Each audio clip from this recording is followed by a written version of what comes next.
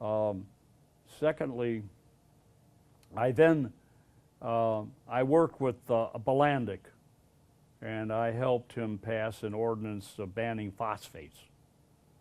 It wasn't my ordinance, but I did the research on it. That later paid off because later on, when things moved a little bit, I became the chairman of the Environmental Committee. Another ordinance that I put in that aggravated a lot of people was the grinding of garbage at night. And so I said that between the hours, I think, of 9 and 6 or something like that, you couldn't grind garbage. The trucks couldn't grind their garbage in a residential zoning area. And back in those days, there was nobody living in the loop, so that they could handle the loop. We set out geographic boundaries down in the loop, so they could do that 24 hours a day. Okay. See, so that was another ordinance that I put in. Did you ever meet with the mayor and George Dunn, who was one of the most powerful committeemen in the... Together?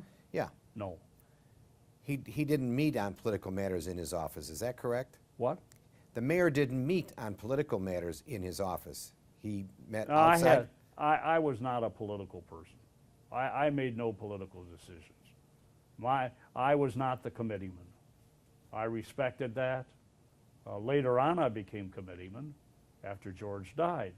But I respected that. I didn't make any political decisions. And I'll show you how that happened later on, if we get to it. Right. The thing is that another ordinance I put in, I put in a lot of environmental stuff. I put in a lot of noise stuff, noise provisions. But a very humorous one was eating outside, eating outdoors. So I walked into Daley's office. I never had any trouble getting in. You just call. I forgot the lady's name. Was it there Rosemary? was a little lady with white hair, and then there was another lady. But I called them, and I always got in. Never trouble. Anyhow, I walked in, and I said, "Mr. Mayor, yes, how do you do?" He never called me Bert. It's always Alderman, you know. So I said, "You know, it would be a wonderful thing if people could eat outdoors." He says, "We don't want that stuff in Chicago. There'll be flies, there's garbage, this and that, you know." So I knew about the drawer. The drawer was closed. And so I don't understand the drawer. I'll tell it to you in a minute. The drawer was closed, and nothing insidious about it. I'll show you how it happened. Anyhow, so he says, "I don't want that stuff, you know." So I walked out, that's all. So I get a hold of Lou Hill, and I explained to him my thoughts, and he said, "Well, why don't you go in and see him again?" So I waited about 3-4 months, and so it was a mistake to say that to Hill, because I walk in the door and Daley says, "Alderman, yes, are you here again on that eating outside?" I said, "Yes, sir, and I'm not for it." He says, "Forget about it." So I walked out. I don't know if it was the 3rd or 4th time. I says, and I think I was a little sharper then. I says, "You know, Mr. Mayor, did you ever stop and think if we had an outdoor restaurant or an outdoor beer garden, we could charge a fee?" Oh. Opens the drawer, drops a slip of paper, closes the door. And if you looked inside, he might have had 10, 15 pieces of paper. Well, Lou Hill calls me up on the phone 2 days later. He says, "Listen, we have this zoning amendment. We want you to sponsor it, and this will allow the liquor people to issue beer garden licenses." And that's what happened. I amended the code. Then another thing happened later on under a different administration. I sponsored the ordinance that allowed them to go on a sidewalk. Okay. Very good. So, So that was another piece. Now, another thing that happened is my son was going to school, see? So my son Mike says to me, you know, he says, you know, Dad, I'd like to go in and interview the mayor, and I'd like to write a paper. I said, I don't know, son, if I can get you in to see the mayor, you know. Well, he said, Dad, will you try? So I call up, and he says, sure, come on in. He spent 90 minutes with him. what year would that have been? Do you remember? What year was that? That was either in 75 or 76. Okay. And my son was going to the Latin school. He wrote a paper and got an A. Spent 90 minutes with him. That's a long time. And he told me to sit in the corner. And he talked with him about how the government works and this and that. Now, I think it's very important that you understand what Daley really did for Chicago. First of all, Daley was the one that instituted and wanted the Constitutional Convention of '70. And he picked the chairman, Tom Lyons, to go down there. You know, Netsch was there, this one was there, but Tom Lyons ran the show. Okay. Now, what happened as a result of that was I don't know if it was the Constitution Convention or later on a state statute, but they gave Chicago more power in terms of finance and budget and running the show. And what really happened was then he took the impetus or the impetus of the budget making process away from the city council. Now, the city council approves the budget, but it's an executive budget, and Daley started. I mean, and the administration starts it. See, so they instead of years ago, what used to happen is they used to all go down to Florida, you know, and Keene used to make up the budget, and then they would come back. I don't know what they did down there. That's none of my business, and I'm not so sure, you know, that it wasn't just a vacation. It was okay, but anyhow, they used to come back with the budget. Daley took the power away from instituting or initiating the budget from the city council. That was number one. Number two, he had the Constitution amended so that they could have an income tax. Now, that later hurt somebody. Because a lot of people don't know this, but Richard J. Daley and Richard Ogilvie were friends. Richard Ogilvie being the governor. Right.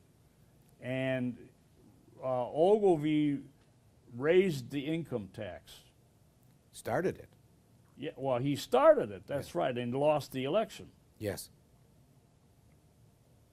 Okay. So I think that was very important. There's another habit that Daley had that I thought was a good one, and that is, of course, you got to understand that government wasn't as complicated back in those days.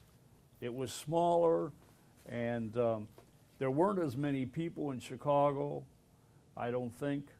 And Daley, what Daley did was he met with all of the commissioners once a week. And his government was more simplistic in terms of function and what have you. But he used to meet. And one thing about Daley, he knew the numbers. And the reason I say that is you have to understand that Daley was director of finance or revenue for the state of Illinois under the Henry Horner administration. So he really knew the numbers, you know. And he was very humble as far as his background is concerned. Don't forget, you're talking about a human being that worked in the stockyards. worked his way through school, worked his way through law school, and they tell me, and I don't know if this is true, they tell me he was a CPA. I don't know if that's true or not. I don't know, but they tell me he worked his way through, you know. He was a government employee for at least 25 years Well, before he he was wa- elected well, mayor. he was- Before he was elected mayor. Well, not only that, but he went through the ranks too. I mean, his son, Richard, the present mayor went through the ranks too. He was a state's attorney, you know. He was a state senator, Yes. and Daley was a state senator, and he was the director of revenue under Horner. And the other thing about Daley, he was the county clerk. Right. So you know they worked their way through. What do you think? Was the mayor's greatest achievement? This is Richard J. Daley. Oh, I think his greatest. Well, there are two great achievements. Number one, nationally, the election of John Kennedy. Okay, he really worked hard. He really wanted Kennedy to be elected, and he did. The second one, the second thing I think he did is he brought financial power to the city of Chicago, vis-a-vis the income tax, and vis-a-vis the executive budget. Why do you think he worked so hard for Kennedy? What's your thinking there? Well, I think he thought that Kennedy was very qualified. He was good at decision making, and I think he wanted an Irishman.